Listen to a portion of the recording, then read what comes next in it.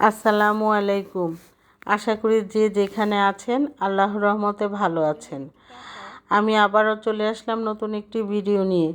দুপুরে রান্নার প্রস্তুতি চলতেছে। আমার ননদ আমাকে সবজিগুলো কেটে দিচ্ছে।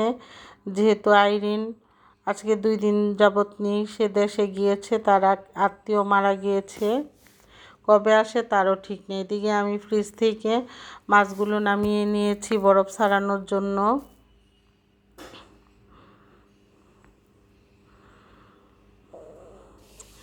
শালগম একটু ভাপিয়ে নিব। শালগম দিয়ে শোল মাছ রান্না করব।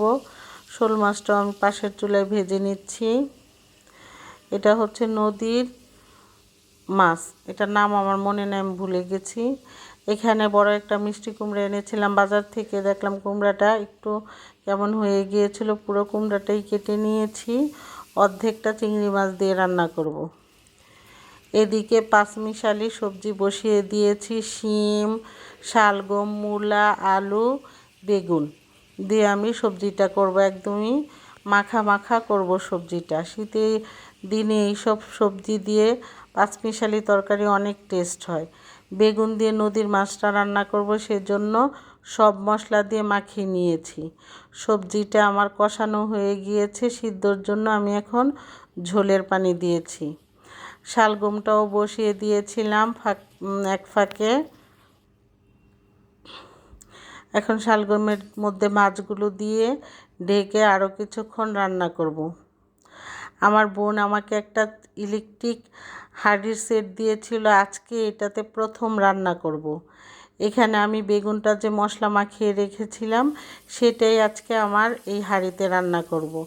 মাশাআল্লাহ, যতটা ভয় পেয়েছিলাম ততটাই ইজি ছিল রান্না করাটা, এবং হিটটাও চারপাশে সুন্দর মতো আসে, রান্না করেও আরাম আছে।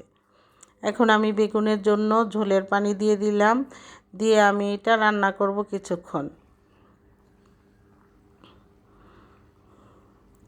শালগম তরকারিটা আমার হয়ে এসেছে। আমি এখন ধনেপাতা দিয়ে দিলাম শালগম তরকারির মধ্যে। শীতের দিনে সবজিতে ধনেপাতা না দিলে যেন চলেই না। এদিকে আমার পাঁচমিশালি সবজিটাও রান্না শেষের দিকে।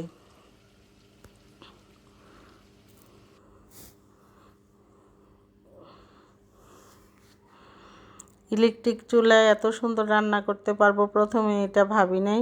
বেগুনের মধ্যে আমি মাছগুলো দিয়ে দিয়েছি। পানিটা একটু শুকিয়ে এসেছে, এখন আমি ধনেপাতা অ্যাড করে দিলাম। এদিকে আমার শালগম তরকারিটা হয়ে গিয়েছে। শিমও রান্না শেষের দিকে, ধনেপাতা দিয়ে দিলাম। এখন আমি চিংড়ি মাছ দিয়ে মিষ্টি কুমড়াটা বসিয়ে দিব। মিষ্টি কুমড়াটা বসিয়ে দিয়েছি, ঢাকনা দিয়ে এটা ভালো করে কষিয়ে নেব। আমার পাঁচমিশালি সবজিটা রান্না কমপ্লিট। আমার রান্নাঘরে এত রৌদ্র আসে, ক্যামেরা ধরলে তরকারির কালারই অন্যরকম আসে। কখনো তরকারির কালার সাদা, কখনো খুবই লাল। ইলেকট্রিক চুলার রান্নাটাও আমার কমপ্লিট হয়ে গিয়েছে। মাশাআল্লাহ, অনেক সুন্দর হয়েছে। আজকের মতো আল্লাহ হাফেজ, সবাই ভালো থাকবেন।